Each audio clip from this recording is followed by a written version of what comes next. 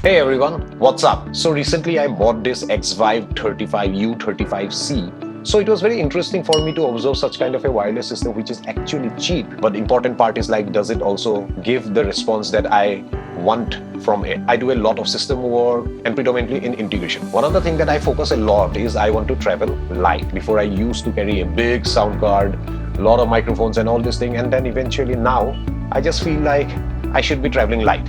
It's kind of like just a mic, my reference, a small sound card, and I will just move around and just do my job peacefully. So I had the Xvive U35C and I was pretty amazed with the phase response, the linearity of the system. And it was giving me a decent radius as well. It's like 90 feet. So when I'm in a FOH console, I can easily take 90 feet as an account of radius. So that makes me 180 feet diameter. So if I'm at the FOH console, I can very easily go to the front field. I can always come back to my console. I can go to the next delayed stack. Recently, I found out the U35C and I was intrigued to try because this is now 5 gigahertz. The older one was with 2.4 gigahertz. So the first thing I checked, is it linear again?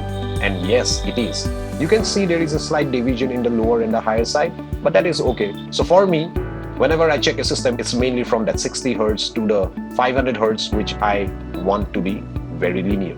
It has a better range. Now this one has a 110 feet radius and it still preserves a small footprint. You can see the transmitter has phantom power as well, so that I can directly power my condenser mics from the transmitter itself. On the receiver end, you can see I have a power button, and you can see you get 6 channels to choose, so I can just press any of the channel and it should be same in the transmitter and the receiver end, and it works pretty simple. So hope this video helped you, and the main agenda is always save some money to buy some more pretty gears. Cheers.